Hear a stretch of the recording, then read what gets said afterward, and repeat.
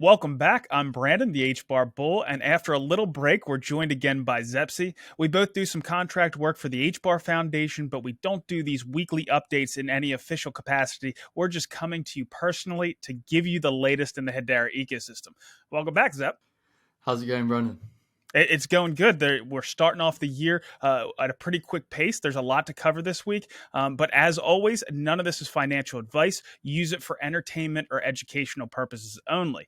We're going to be getting into, of course, the HBAR market. We're going to be getting into Hedera DeFi. We're going to be maybe getting into some speculation. We just want people to be careful out there with how they use this information. The first thing that I want to get into is Hedera's presence at Davos. We've already covered this with Christian a couple weeks ago. The one thing that really caught my eye this week was an event that Hedera is presenting, and they're doing it in partnership with Politico. Is the main speaker for that is going to be the CEO of Uber. It's funny because just a few years ago in 2019, I did a crypto bull case. I know I've done plenty of HBAR bull case videos, but this video that I put out, and I apologize if anybody goes back and watches it, the production quality wasn't the greatest, but I specifically talked about how smart contracts could be used for autonomous taxis, for self-driving cars. And I go through how it would interact with the user of the taxi, how it would interact with charging stations for an electric vehicle, how it would interact with the maintenance stations as well. At the time, I was saying how this could disrupt some of the ride-sharing apps that are out there. That said, if Uber is looking into something like this, and it would be a perfect use case for Hedera, things could get really interesting really fast. I also want to get into some of the criticisms that I've seen about Hedera participating in Davos. But before we get to that, Zep, what are your thoughts on what you've seen come out about our participation at Davos? Yeah, so I mean, it's I think, it's the 2nd of December, I think it was. The WEF actually put out something in the lead up to Davos about their thoughts on the future of cryptocurrency. And obviously it spoke about the market turmoil at the moment. But irregardless of that, the main theme or feeling that I got from that piece of from that publication was that they are very long-term bullish on distributed ledger technology, blockchain technology, and cryptocurrency. And they made this analogy that we say over and over again as a sort of investment premise, that it's very similar to the dot-com bubble. And so they actually said that, they said that they thought 2022 might be the turning point when, the wheat separated from the chaff. At the end of that, they then said, you need to look where the money's going. You need to look where the banks are going. Not what they're saying, what they're doing. And then obviously at WEF in our Hedera house, we have Standard Bank, which is the biggest bank by assets in Africa, who are going to be doing some demos there, I believe. We have DLA Piper, one of the biggest law firms in the world. We have Avery Dennison, of course. We've got IBM, which I'm very excited about because it seems that they're also doing a demo of some kind. ServiceNow, who are, they service 80% of the Fortune 500. University College of London, and of course, Politico with the Uber CEO. So, I mean, in terms of the caliber of people that are going to be around there at the Hedera house supporting Hedera, has any other ledger got that many people in a room of that caliber talking about DLT, talking about building on Hedera? I'm yet to see it. If they have, they've done an even better job at keeping it quiet than us.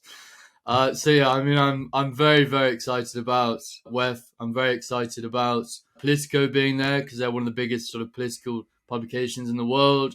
I'm very excited about those, connections being made there. I'm also excited about our new chief financial officer and the chief of staff, both new recruits for the Hedera board, are both going to be there because it seems like all of a sudden we've got these two members, then all of a sudden we're in the room with Politico and Uber. So I imagine that they've got a big influence there. I imagine they've got a lot of contacts from their previous professions, and really excited to just have all these people in one room and see where it takes us. Well, I think you're getting to the crux of why Hedera is participating, and that's because there's so many decision makers that are there. The CEO of Uber being a great example of that. Having access to these decision makers, if they are going to be deciding to use any DLT, we want Hedera to be top of mind when they are making those decisions. I know that the World Economic Forum gets a lot of grief about certain things, and rightfully so in some cases. It was pretty cringeworthy when they put out the information of where they thought we were going to be in 10 years years, and they put out that thing saying you'll own nothing and you'll be happy. Now, of course, that's against what the American dream is, and that's ownership of a home and things like that. Ownership is a really big part of the American culture. So that was a little bit cringe. But that said, if they are going to use DLT, we want them to use a public DLT, a DLT that is immutable and trackable and traceable and everything else with whatever use cases they come up with. But you also mentioned the participants that Hedera is going to have there in IBM and Avery Dennison. That's one of the things that I was kind of excited about when I saw Avery Dennison was going to be there talking. Hopefully they're going to be able to get Atmio out before then and have a little bit more to talk about. So either way, it's going to be exciting to see the content that comes out of there. I know that we have Max Walker Williams that's going to be there as well, and he's going to keep us up to date, and Christian said he's going to put out plenty of content as well. The next thing I wanted to get into, of course, my favorite use case and has tons of potential for Hedera is micropayments. I've been talking about micropayments a lot with Drop over the past couple of weeks, and I actually got a comment. It came from Crypto Psychic, and I just wanted to address it real quick. So he said, from my understanding, you need to be a registered business content creator to use Drop. It makes PayPal as a better option for donations for content creators than Drop. In essence, millions of websites can't use Drop. Now, that's not exactly true, considering Drop is integrated with WordPress. Of course, they support millions of different websites throughout the world, but it is true that they do want you to have an EIN number. They do want you to be a registered business to use Drop. He goes on to say, with Drop, you need an EIN number, PayPal, a social security number.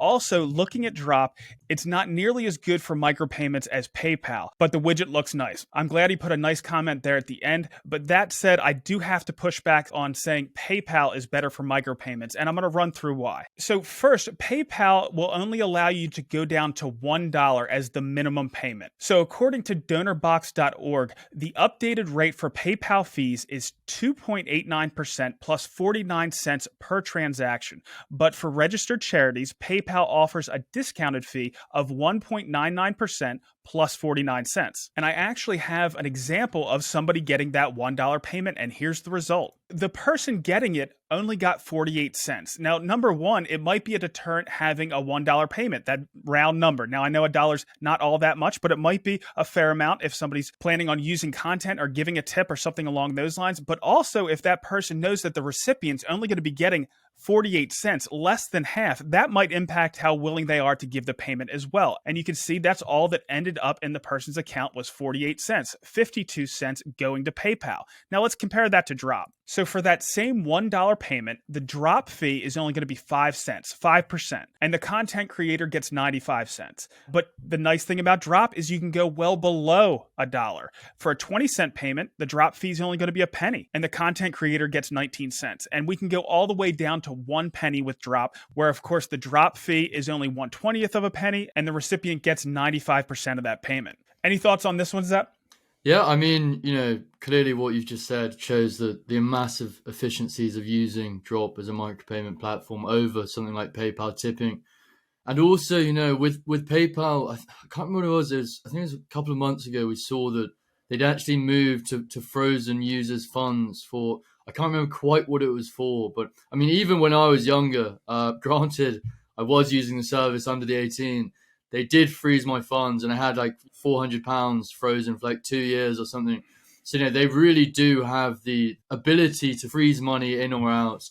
Whereas, if you're using a public distributed ledger like Hedera through, a stable coin like USDC, HUSDC, whatever it is, that kind of event can't really happen. And so, yeah, just in terms of sort of user comfort in that sense, I'm sure there's many, many more reasons just beyond efficiency of why you'd want to use a micropayment solution like Drop over a centralized solution like PayPal. Yeah, without a doubt. Of course, PayPal is a $60 billion company. They have been around for over 20 years. They're going to have all kinds of cool features to go around it. But from what I just covered, there's no question for payments that are under $5, Drop is absolutely the way to go. And they're going to be adding features as we go. Now, another thing I wanted to cover with micropayments is KPay. I used to use KPay years ago, back in 2020. What you would do is take your YouTube link and you'd put it through the KPay site, and they would give you your own link, and then you would be able to get tips every time somebody clicked on that link to watch your video. So that was really neat. But they have some new stuff that came out, and we caught up with Alex, an OG in the Hedera space, to tell us about it. Thanks for coming, Alex. Can you tell us a bit about KPay and what it offers users? Okay, yeah, thanks for having me on. I really appreciate that. And yes, so KPay started out back in 2020 as a project to explore the potential of micropayments on Hedera. And the first thing it was looking to solve is two issues that are very common on the internet. One is we all experience this ads popping up all over the place like annoying wasps. You don't want them there all the time, right? So KPay was aiming to offer a solution for websites to be able to monetize their content as streaming payments or micropayments so they don't need to put ads up. So that was one of the targets. And the second was subscription paywalls. So quite often you might encounter an article you want to read, but you don't visit that site enough to justify signing up for a subscription. So if you've got the option to, just drop like 50 cents or $1 or whatever, then, for publishers, that's a new revenue stream because research has shown that only 5% of readership of digital publications will convert to subscriptions. The rest will just walk away. So there's a great opportunity there on the consumer side. But more recently, KPay has been focusing more on B2B, so supporting other businesses, especially government over the last year, and continuing to innovate because there's so much that needs to be addressed still. We're still at a very early stage. Micropayments have been talked about for a long time, but there are obviously a lot of different issues, not just technical, which are now solved by having Hedera's performance and speed, but also, psychological, like how do you implement that from a user point of view to make it a smooth experience? Yeah, makes perfect sense to me. So you're running a promotion right now on Twitter. Can you tell us a bit about it? Yeah, sure. It's a fun little promotion. It's called Hacker Hash. And there's kind of two parts to it. It's a sort of a promo inside a promo. So the main promo is an educational piece by GoMint aiming to teach what a hash is in a simple way. And there's a chance to win up to 50,000 HBAR plus some Gremlin NFTs. It's a tough challenge, though. So we will be handing out more clues to anyone who retweets the post. And, to help try to get the solutions. So, yeah, just search for Twitter hashtag HackerHash on Twitter. And the other part of the promo is KPay joins in to offer people who retweet that post a little monetary incentive. Okay, so in general, anyone who's on Twitter who wants to promote their post can assign a budget to a tweet.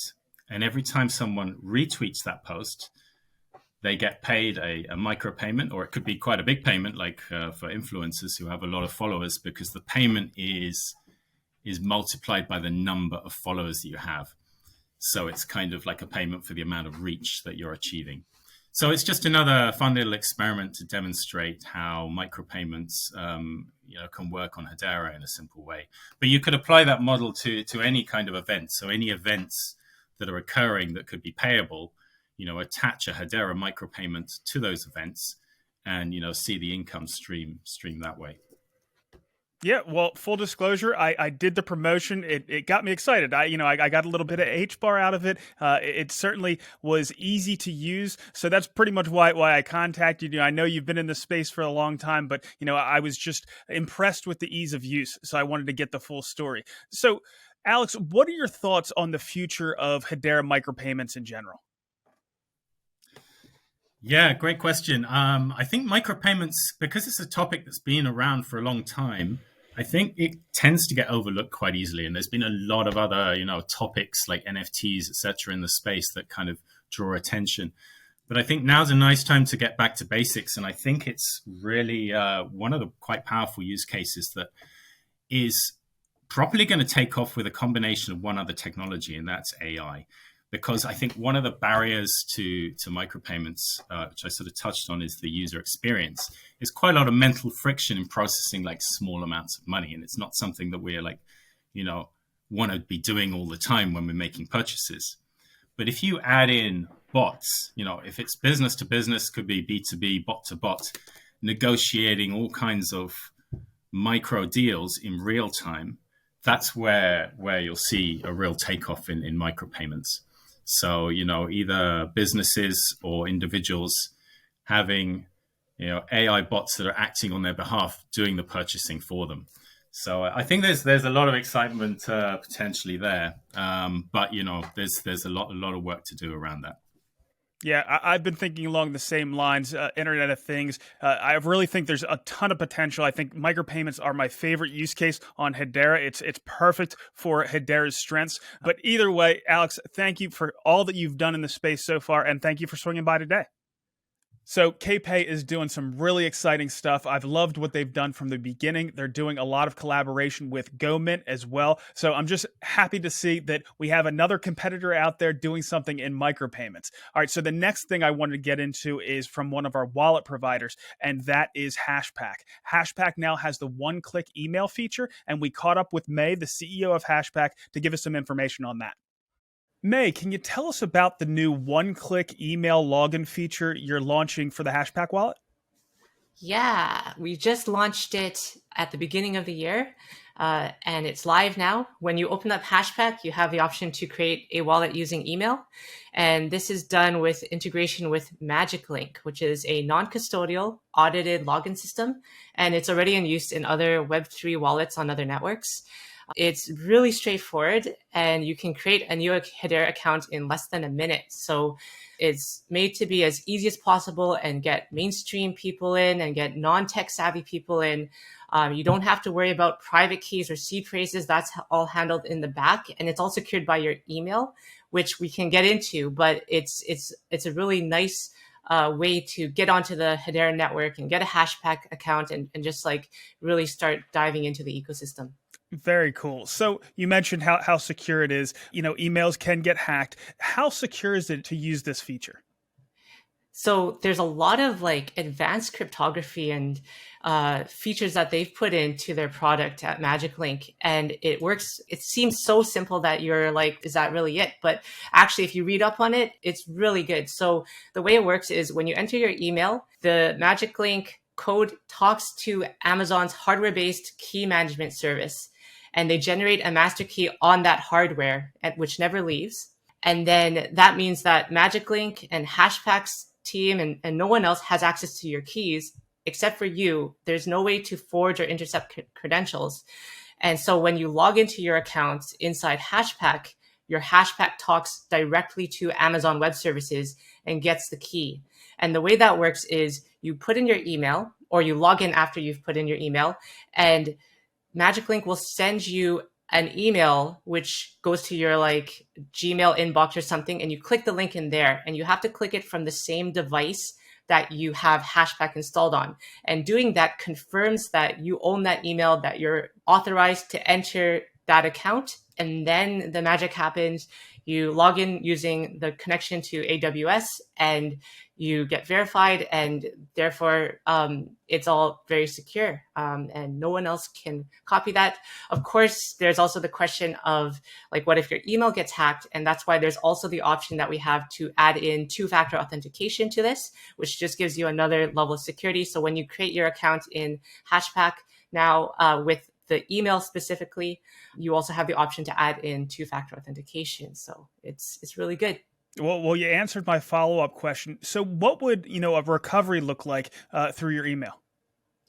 It's if you have your email, which you have like your lost password and stuff like that, all of that, and then your two-factor authentication also is there, which is very common in other spaces. So those are all like, you should be familiar with it already. It's easy. And if you want to recover your account, or you want to put your account on a new device, or your laptop gets trashed and you have to put it onto a new laptop or something, all you have to do is log in, say, I already have an account in Hashpack, put in your email, go to your inbox, click on the link, and then you're logged in. So it's easy. You don't even have to do anything. It just magically works. It certainly sounds easy enough. May, the speed at which Hashpack is innovating is incredible. On behalf of the Hedera community, keep it up. Thank you so much. All right, Zep, I'm really impressed with everything that comes out of Hashpack. They're really blazing a trail. Did you have any thoughts about what May said? Yeah, I mean, it's just, it's great that we've got such a brilliant team as Hashpack, really, really eyeing up what the issues are in Web3. Obviously, it's a bit of a meme, this whole idea of onboarding the next billion users. I think one of the Hashpack, maybe Jacob tweeted out the other day saying onboarding the next trillion as a joke. But it comes down to looking at what the friction points are so that we can get as many users in as possible.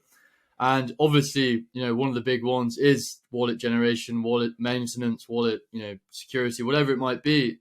And so for them to have this solution with Magic Labs, whereby a user who perhaps isn't native to Web3 can come on with the Web2 experience of literally an email address, it's much more user friendly. It's less daunting. I think for a lot of people, just the hurdle of getting in, setting up a wallet, having the stress of keeping after your keys and all this stuff, whilst for some people it's brilliant, for a lot of people it's a big, big hurdle. Hence why we have things like DREC with Swords Labs and Lehman at the moment. But yeah, to see that they're doing this with a trusted service, with a service where, these keys are encrypted on their behalf with Amazon, it seems like a very stable solution, and one that will definitely help with giving increased accessibility to our ecosystem. Yeah, I mean, that's a big part of it, making it easier for everybody. Some people that are crypto native might want to go with a different feature, but this is going to make things easier for, the everyday retail user that's out there. Shifting gears a little bit, we're going to get into Ant Middleton and Koala Hash Club. We covered them a couple weeks ago, and we did a great Twitter space just a few days ago where we talked about collaboration throughout the Hedera ecosystem. And he jumped on there, and I just wanted to listen into what he had to say because he had some great insights about the space. For anybody that doesn't know, Ant was a member of the British Special Forces. He's a writer and a popular on-screen adventurer.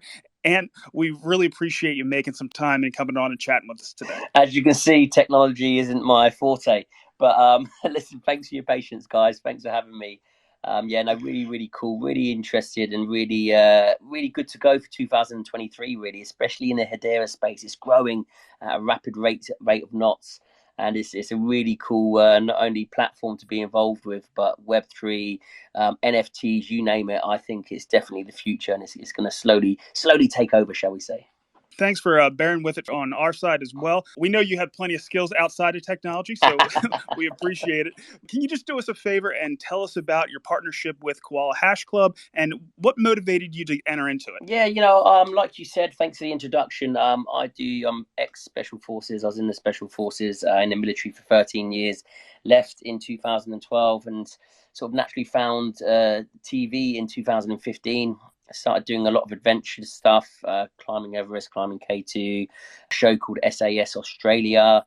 I reenacted Mutiny on the Bounty from 1789, which was also captured on a show on film, which was really, really hardcore. And I just went down that sort of hardcore adventuring sort of avenue.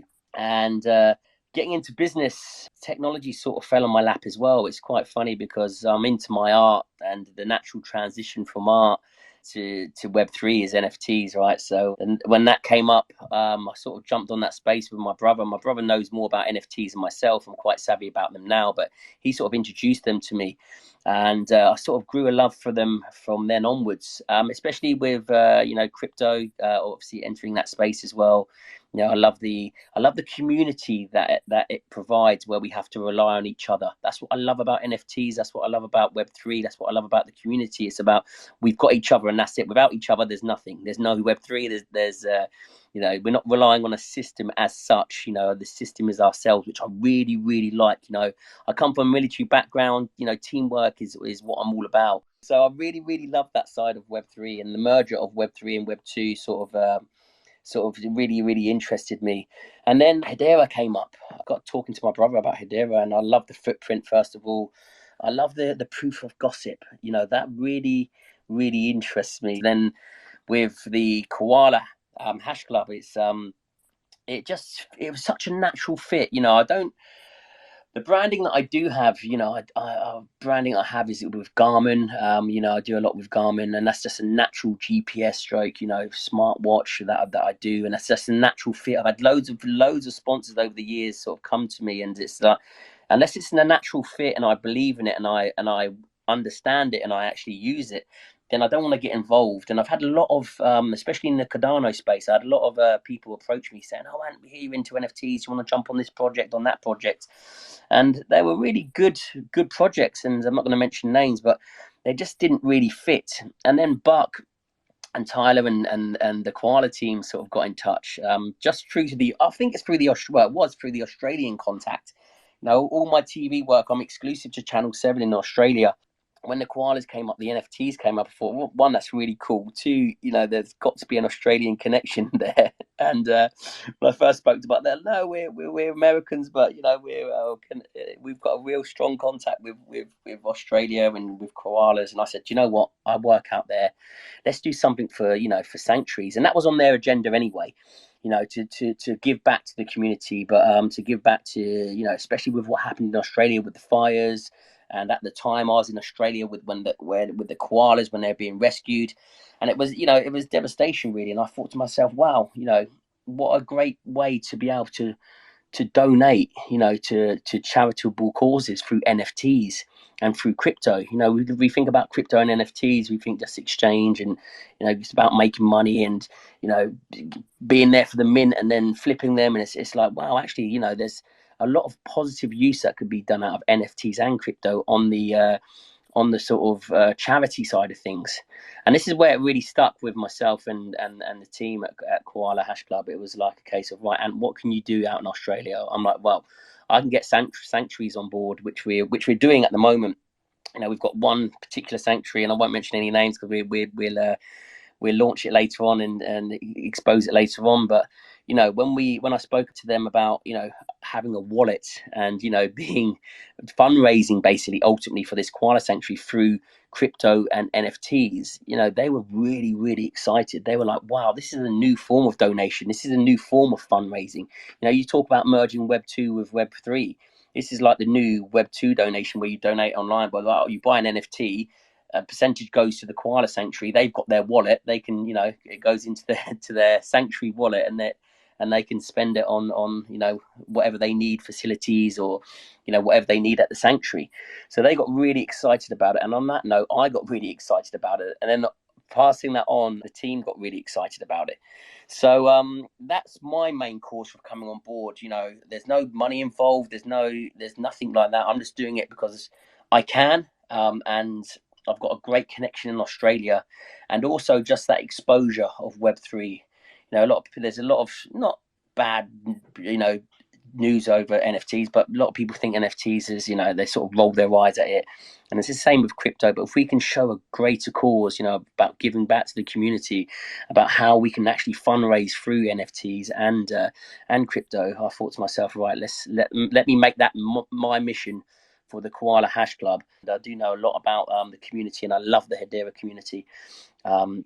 And life's one big learning curve. So this year is going to be huge because hopefully, we will do, touch wood, we get out to Australia and launch the project in one of the sanctuaries there that I've been talking with. Like I said, they're really excited to get on board. And again, just the whole exposure and the merger of sort of old school Web 2 to new gen, fresh Web 3. I think all in all, it's a positive outcome without thinking about, right, we're making money here, there, and everywhere. Mine's purely a case of I can help in Australia. There's a great connection with koalas. It's well needed, if more so than ever. So let's get out there and get it done.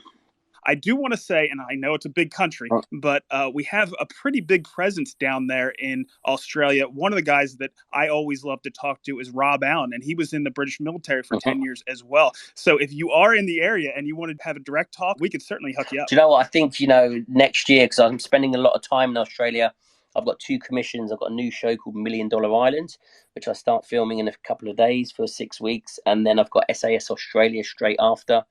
And then a lot of PR. And during that PR time, that's when we're going to hit the sanctuaries, hit the exposure for Hedera and the Koala Hash Club, and really get that word out there. So, super excited. It's a big year next year. And these are really good that you're mentioning these names, because I know these names. And it's definitely a connection that we can make and again, push the agenda of Web3 in Australia together. Yeah, the more I jump on the Hedera network, the more I realise that, obviously with its footprint and with its messaging behind it, there's so much good that's being done with it. To take yourself away from sort of the NFT space and the crypto space, it's got such a force to do good.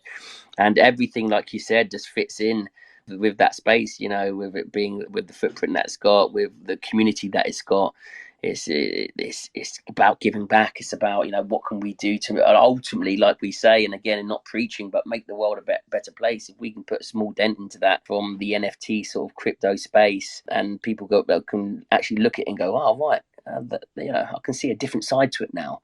That's ultimately where I want to come in from. I want to be able to give them a different aspect or a different avenue where they can look through, rather than the old roll eye of, right, they're just on here to swap NFTs and make a load of dosh. So Hedera is definitely the platform, I believe, to lead in that. Not just do it, is to lead in it.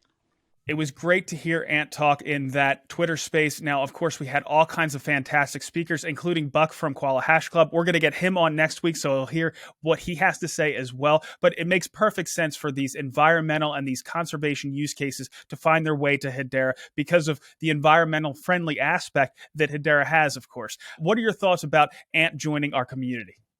Obviously, a celebrity of that caliber is impressive, but a lot of ecosystems have a lot of celebrities, but I think that the most compelling part about this one is that it isn't paid. Ant has found mutual ground with the Koala Hash Club. His brother told him about Hedera. It's obviously a carbon negative network, and he's not being paid at all. He's being an ambassador. He's helping Koala Hash Club link up with a conservation company in Australia, and he's doing it all because it fits his image. It fits what he is as a person, his morals, what he wants to do, what he likes to do in terms of the environment. And I think, he even actually said in the spaces, I'm not sure if it's in the clip, but he said, I was approached by sort of 5 different companies on Cardano, 5 different NFT projects, but they just didn't fit his image. And so he settled with Koala Hash Club. And, I think a relationship that isn't based on money and one that's based on genuine mutual ground is going to be one that's a lot more beneficial for both parties, but also the Hedera community. So I'm excited, that Ant Middleton really seems to be an HBAR in the truest sense. Yeah, and I think he's already talking to Rob Allen down there. So if there's anybody who can get more involvement from anybody, it's certainly Rob. So again, we're going to shift gears. We're going to talk about gaming a little bit. I did a video with Earthlings earlier this week. It was Earthlings, it was Lehman Swap, and it was Hangry. It was a blast. We did a little bit of acting. It was not real, if anybody was wondering, but we had a blast doing it, and it was a way to get some more Earthlings content out there, the great things that they're doing as far as design in their game. But we also had some stuff come out of Lithos. So what's your take on what we've seen come out of this AAA game? I was blown away by the amount of counts, so I can't lie there. Then we got about 110,000 in 24 hours, which, considering how many accounts are actually on our network, that is a serious move. And, they said that that's just sort of an inkling of what's to come. And so as I understand, it's for something that's hopefully won't be too long out. Obviously, the game itself is a while out in development, probably 2 to 3 years, because it is a AAA game. There's a lot that goes into a game like that. Even when you look at a game like Skyrim, that's, probably 12 years ago now or something, probably more than that. They take a long time to build. But the accounts, they seem to be linked somehow to what Michael Mbah posted about magazine covers or comic book covers. So I'm sure we'll find out more about that soon. But again, 110,000 accounts, that is staggering. And the leadership team at Lithos, they were behind Last of Us, right? So they did The Last of Us 1 and 2, both met with as much success as each other. Considered 2 of the best games of all time, actually, and also Uncharted and Days Gone. So the team, Michael Mbah and John Garvin, they're serious industry veterans. I think collectively they're at Sony PlayStation about 30 years. So these guys aren't playing around. They're gamers to the core. They love to make games as art. And they chose Hedera as something that can enhance the gameplay rather than a last-minute afterthought. This is a game that's at its nascency, and they're building from the ground up so that DLT can further facilitate gamers and increase the user experience. The reason why I bring up Last of Us is because we've talked about Uncharted in the movie that they came out with a while back, and that was with Tom Holland and Mark Wahlberg, I believe. And then there's a series now, and I'm not sure if I was watching it on Netflix or Prime Video, but there's a series that's coming out from Last of Us as well. So that's going to be interesting to watch. And that's the quality of game that they come out with that ends up making it into movies and into TV shows. So hopefully we can see some of that. Is there anything else when it comes to games that you'd like to get into? So Astronova, who are a big team building a Web3 universe or Web3 game on Hedera, I think they've also got, one of their mentors or sort of board members is actually part of the Hedera board as well, which is interesting. Former FIS Globals, he's obviously seen promise in them as well. But I think it's a big team. I can't remember how big. But they're doing their first Mint Pass at the moment. I think if you purchase a Mint Pass, or it might actually be a free Mint Pass if you go onto their profile, I'm not entirely sure, but it basically qualifies you to get a free NFT from the Deviants collection, which will then be transferred into the Astronova universe. So I think in about 8 days' time, that's going to happen. There's also an airdrop going on at the moment with them, so that's something else to have top of mind. But yeah, another big game building on Hedera that hopefully we'll see more about soon. And I also wanted to cover LG Art Lab that's doing a relaunch along with Blade Wallet, and they put out a quick clip that I wanted to show everybody about what they're doing.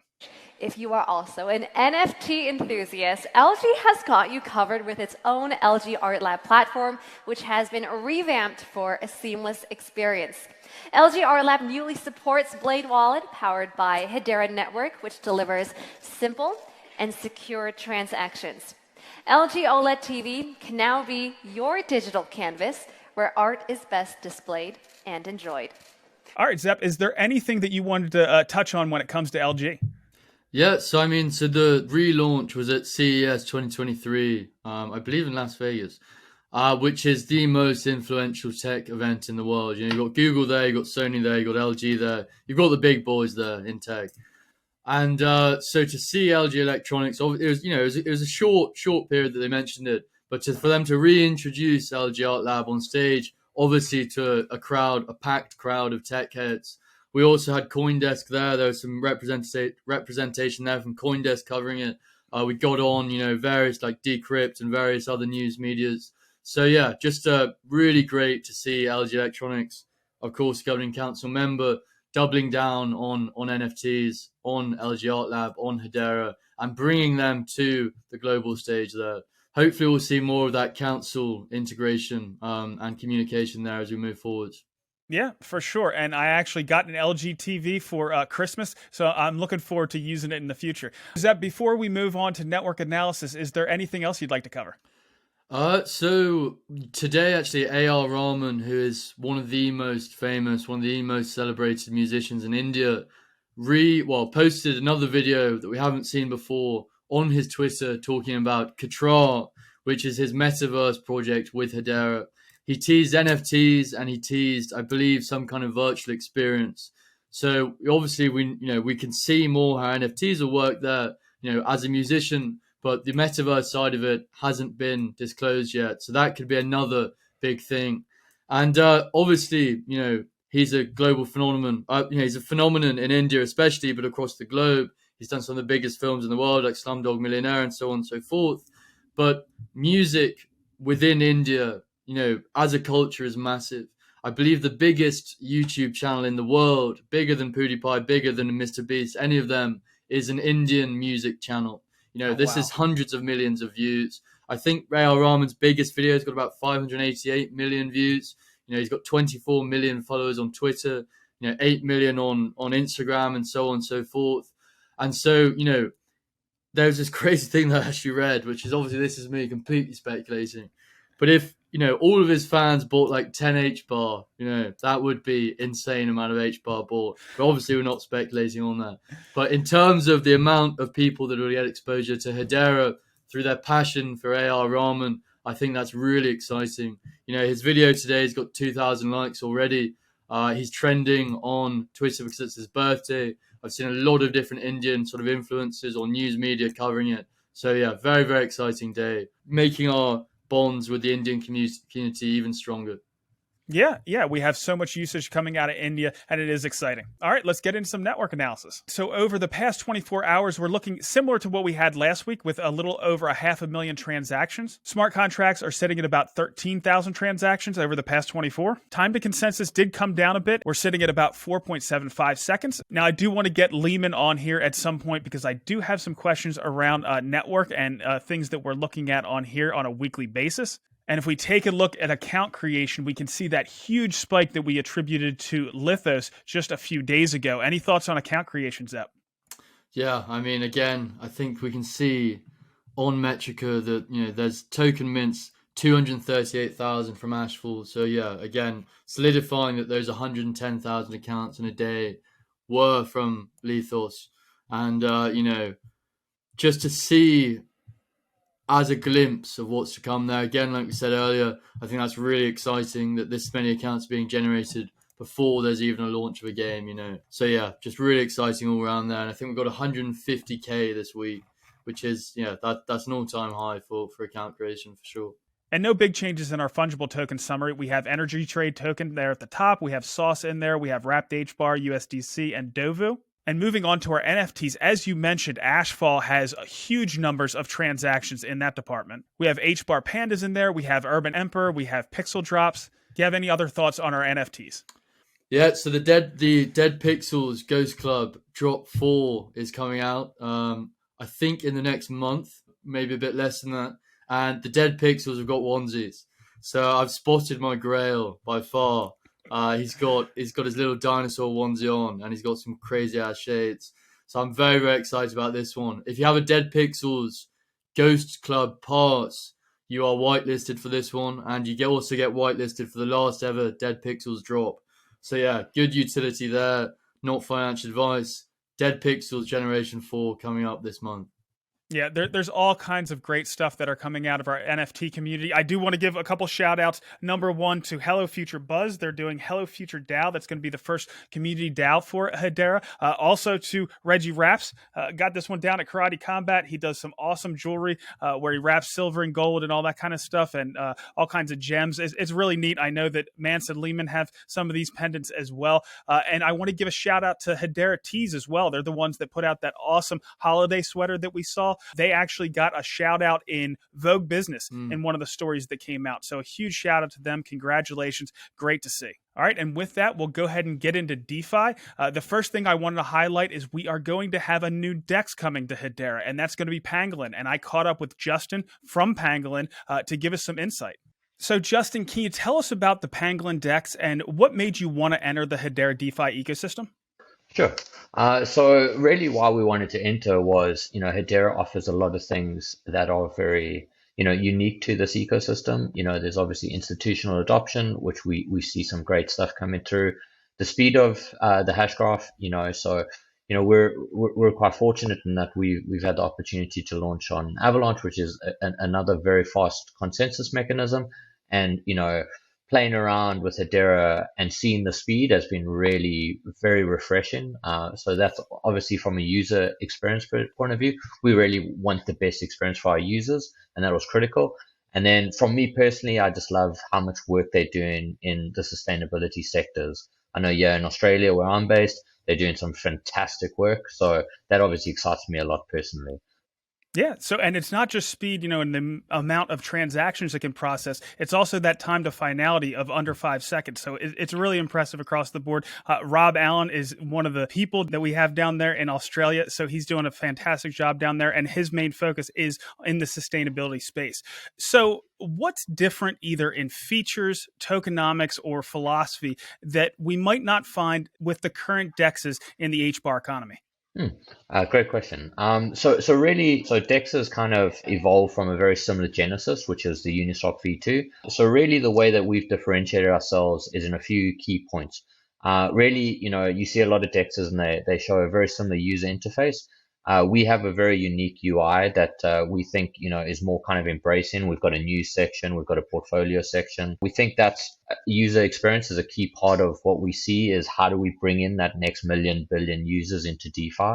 And then we really want people to kind of come into the ecosystem very quickly. So we're going to integrate Hashport into a feature we call the bridge swap. And the bridge swap is really what generally happens is people get very confused when they enter DeFi. Okay, well, I know this is a DEX. How do I get funds into here? Do I have to go through a centralized custodial counterparty? So we're integrating Hashport into our bridge swap feature, which means that people can come into the ecosystem, bring funds across from other EVM chains, all within the same interface without then those users having to go anywhere else. And then one of the key things that evolved during DeFi summer and over the subsequent months and years was that governance tokens got a lot of sell pressure. You see it, during bear markets, particularly in this type of market, you see governance tokens really struggle. So some of the popular ways to deal with this is V tokenomics, popularized by Curve, and basically what these protocols are doing is they're trying to find better way to improve tokenomics of governance tokens.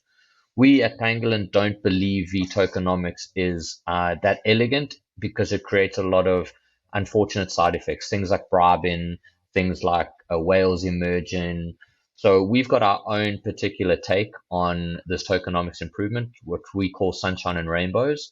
And what Sunshine and Rainbows does is it looks to reward loyalty.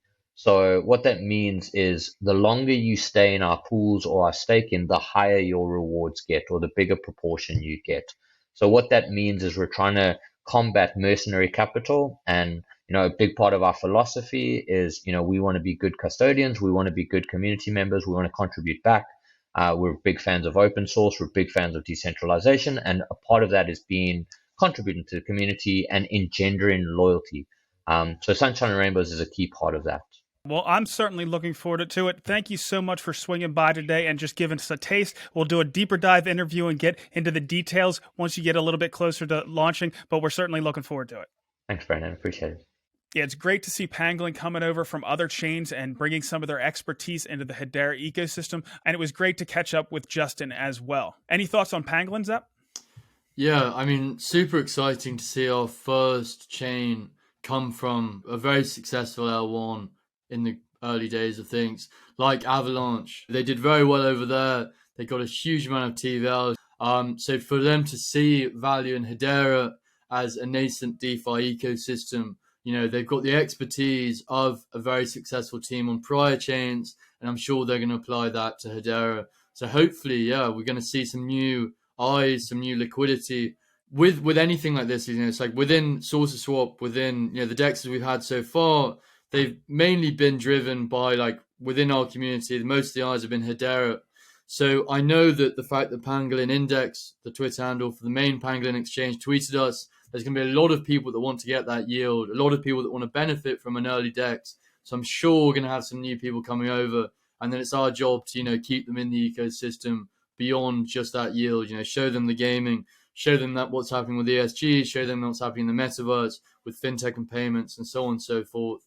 So new users coming in, we've just got to do what we always do and keep the HBARbarians spirit alive collectively as a community and make sure they all stay. Yeah, I think they will, because DeFi is a great example of the power of Hedera with its speed and everything else.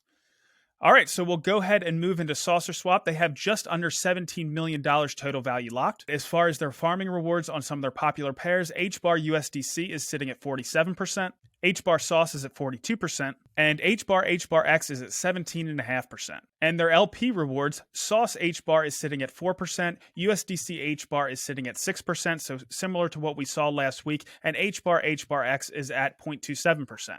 And on HeliSwap, they have just over $5 million total value locked. And for their farming rewards, HBAR Ohm is at 69%, USDC Ohm is at 67%, HBAR USDC is at 57%, so again, the same as last week, and HBAR X is sitting at just over 15%. There has been a change on Stater. The additional staking rewards have come down to 60,000 HBAR per epoch, and that has the APY down to 8.5%, so about 2% above what you see with native staking. The TVL is about the same at a little over 1.3 billion HBAR, and the HBAR X exchange rate is sitting at 1.21.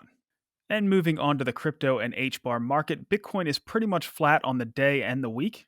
HBAR is down about 5% on the week and about 2% over the past 24 hours. Right now, HBAR is sitting at about 3.8 cents, and if we take another dip, I hope we catch some support around 3.6 cents. If we go on a run, I think we're going to have resistance up at about 4.4 cents and then again at about 5.1 cents. All right, Zeb, that's pretty much all we have. Is there anything else you'd like to pass on to the community? Yeah, I mean, we've started the year as we want to go on. It's the first week. We've had 150,000 new accounts generated. We've got all this activity at the WEF, at Davos. We're going to see with the council, all of the councils becoming more active. We've got, Lethos. We're a part of that massive spike, so that's a taste of what's to come. We've got Ant Middleton joining the HBAR Barbarians. We've got, LG Electronics promoting LG Art Lab at CES. We've got Hashpack with their one-click email feature. We've got AR Rahman doubling down as the biggest superstar in India, getting over 2,000 likes, and he's going viral for his birthday. So, I mean, it's been a very, very energetic start to the year. And hopefully we can keep this kind of momentum going forwards. And it's going to be a very, very good year for us all.